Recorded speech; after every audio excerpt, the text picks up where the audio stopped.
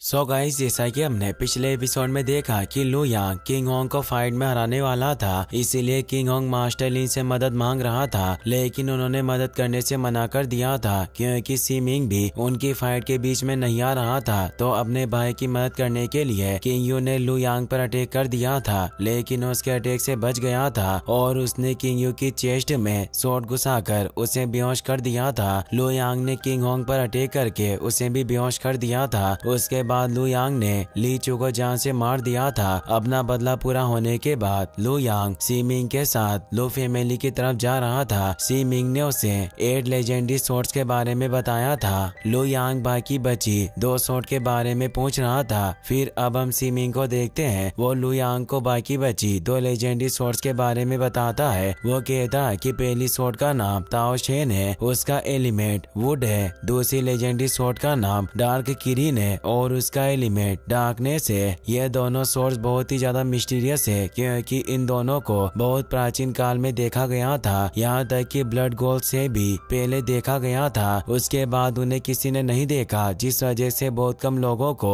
उन सोर्स के बारे में पता है। लू यांग उन दोनों सोर्ड में डिफरेंस पूछता है। सीमिंग कहता है कि ये चीजें सिर्फ प्राचीन बुक्स में बताई गई है। ताओ शेन सोल फील्ड्स को खत्म कर सकती है, डार्क किरिन डार्कनेस फील्ड में रहती है, मगर अभी तक किसी को भी उसके बारे में पूरी जानकारी नहीं है। लू यांग कहता है कि मैंने ह्यूमन फीड्स और बीस्ट फीड्स के बारे में सुना था, लेकिन मुझे सोल फीड्स के बारे में कुछ नहीं पता। सीमिंग बताता है कि फीड्स का मतलब इविल स्पिरिट होती है। जब एक मार्शल आर्टिस्ट मरने से सोर्ड सोल रियल में पहुंच जाता है, तब उसकी सोर्ड सोल एनर्जी पीछे छूट जाती है। इस स्ट्रॉन्ग पावर की वजह से वो मारे जाते हैं और एक सोल फिंड में बदल जाते हैं। चाहे वो कितने स्ट्रॉन्ग क्यों ना हो, पर धीरे धीरे करके उनकी सोल डिस्ट्रॉय हो जाती है और वो फिजिकल कंट्रोल खो देते हैं। उसके बाद सोल इविल स्पिरिट के साथ मर्ज हो जाती है। इसी तरह एक नेचुरल फिंड पैदा होता है, वरना कुछ लोग फिंड्स भी बनाते हैं। ह्यूमन फिंड्स और बीस्ट फिंड्स बहुत खतरनाक होते हैं, पर उनकी बॉडी को डिस्ट्रॉय किया जा सकता है, लेकिन सोल फिंड्स को खत्म करना बहुत ही ज्यादा मुश्किल होता है। भले ही हमारे पास बहुत सारे वेपन्स है, पर हम फिर भी सोल फिंड्स का मुकाबला नहीं कर सकते। लू यांग पूछता है कि अगर सोल फिंड्स इतने ज्यादा स्ट्रॉन्ग होते हैं तो उनसे किस तरह फाइट की जा सकती है और उन्हें कैसे खत्म किया जा सकता है। सीमिंग बताता है कि उनका एलिमेंट डार्कनेस है, तो तुम अल्टीमेट अपोजिट एनर्जी से अटैक करके उन्हें खत्म कर सकते हो, जैसे अल्टीमेट लाइटनिंग और अल्टीमेट फायर। इसके अलावा अल्टीमेट वाइटल एनर्जी से भी उन्हें खत्म किया जा सकता है, लेकिन सोल फिंड्स को नुकसान पहुंचाने के लिए तुम्हारे पास कम से कम एक स्वॉर्ड किंग की वाइटल एनर्जी होनी चाहिए। इन चीजों को छोड़कर किसी भी दूसरे अटैक से उन्हें ज्यादा फर्क नहीं पड़ता।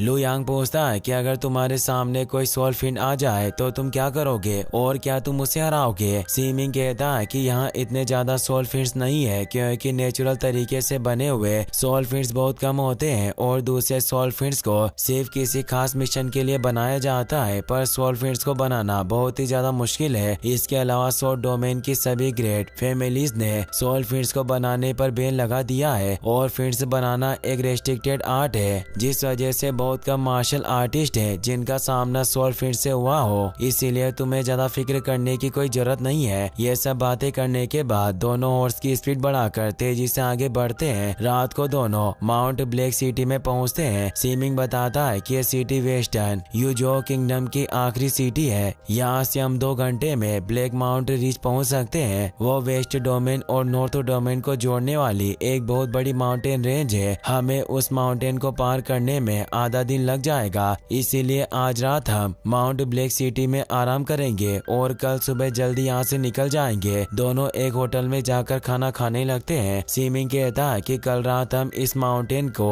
पार करके साउथ वेस्ट की तरफ जाएंगे और अगले 5 से 6 दिनों में वेस्ट डोमेन की जुआंटियन सिटी में पहुँच जाएंगे, जहाँ हमारी लू फैमिली रहती है। यह सुनकर लू यांग किसी सोच में पड़ जाता है। सीमिंग कहता है कि मैं जानता हूँ कि तुम अभी तक लू फैमिली के मेंशन में नहीं गए हो, इसीलिए इतना घबरा रहे हो, लेकिन तुम्हें घबराने की जरूरत नहीं है। मैं तुम्हें लू फैमिली के बारे में बताता हूँ। लू फैमिली वेस्ट डोमेन पर राज करती है और उसकी बहुत सारी ब्रांचेस है कि जिसकी वजह से हमारी फैमिली में हजारों मेंबर्स है। इसमें स्वॉर्ड किंग की भी बहुत सारी ब्रांचेस है। कुछ ब्रांचेस इतनी ज्यादा पावरफुल है कि वहाँ बहुत सारे स्वॉर्ड किंग्स हैं। लू यांग कहता है कि ये तो बहुत अच्छी बात है। ये बात सुनकर मुझे समझ में आ गया है कि जिंगजोऊ का कैंग फेंग पैलेस लो फैमिली के सामने कुछ भी नहीं है। मैं ये सब चीजें अपनी आंखों से देखना चाहता हूँ, क्योंकि मैंने आज से पहले कभी भी इतनी पावरफुल मार्शल आर्ट्स फैमिली के बारे में नहीं सुना। ये बातें करते हुए दोनों खाना खाने लगते हैं। अगली सुबह दोनों अपने हॉर्स पर बैठकर माउंट ब्लैक सिटी से आगे बढ़ जाते हैं। कुछ वक्त चलने के बाद दोनों ब्लैक विंड रोड पर पहुंच जाते हैं। सीमिंग बताता है कि वहां ज्यादातर घाटियां हैं और माउंट ब्लैक रिज 100 मीटर ऊंचा है। अब वेस्ट डोमेन के बॉर्डर पर पहुंचने में हमें सिर्फ 6 घंटे लगेंगे। लुयांग कहता है कि यहाँ ऊंचे माउंटेन्स और घना जंगल है, इसका मतलब माउंट ब्लैक रिज पर लुटेरे भी होंगे। यह सुनकर सीमिंग हंसने लगता है। वो कहता है कि माउंट ब्लैक रिज पर जिंगांग नाम के लुटेरे रहते हैं। वो ज्यादातर व्यापारियों को पकड़कर उन्हें लूटते हैं और जो लोग यहाँ से जाते हैं उनसे टोल लेते हैं। मगर जिगांग लुटेरे सिर्फ स्वॉर्ड पैलेस लेवल पर होते हैं और उनका लीडर स्वॉर्ड पैलेस रियल्म में मिड लेवल पर है। जब मैं तुम्हें ढूंढने के लिए वेस्ट डोमेन से आ रहा था तो उन बेवकूफ लुटेरों ने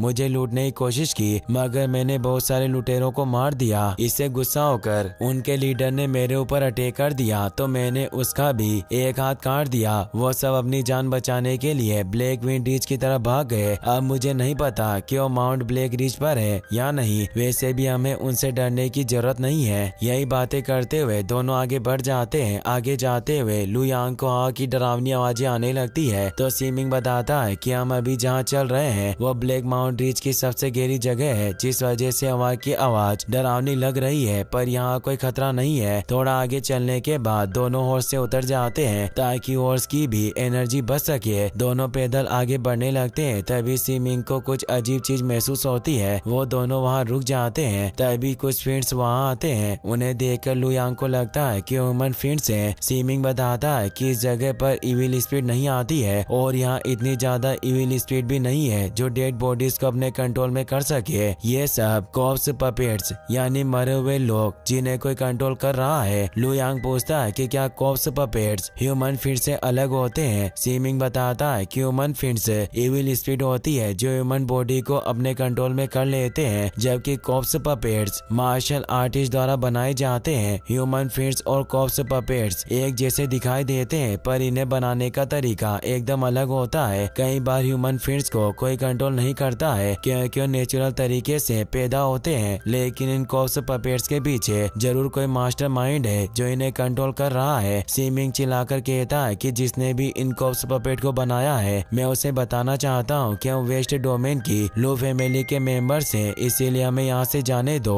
तभी उन कॉप्स को कंट्रोल करने वाला फिंड अलायंस हंसने लगता है। फिंड्स और कॉप्स पपेट्स को बनाकर उन्हें कंट्रोल करने वाले को अलायंस कहा जाता है। वो कहीं छिपकर उन पपेट्स को कंट्रोल कर रहा था। वो कहता है कि मैं इतने वक्त से तुम्हारा इंतजार कर रहा था, आखिरकार तुम आ ही गए। सीमिंग कहता है कि तुम कौन हो और हमें मारना क्यों चाहते हो? क्या तुम्हारे अंदर इतनी भी हिम्मत नहीं है जो तुम हमारे सामने आकर बात कर सको? अलायंस कहता है कि अभी हमारे पास बहुत वक्त है, इसीलिए पहले तुम मेरे पपेट्स के साथ खेलो। अगर तुम जिंदा बच गए तो मैं तुमसे बात करने के बारे में सोचूंगा। कॉप्स पपेट्स उन दोनों पर अटैक करने के लिए आते हैं। इसी के साथ ये एपिसोड यहीं पर खत्म हो जाता है।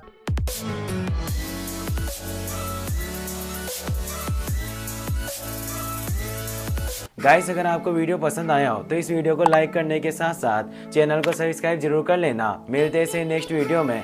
Thanks for watching.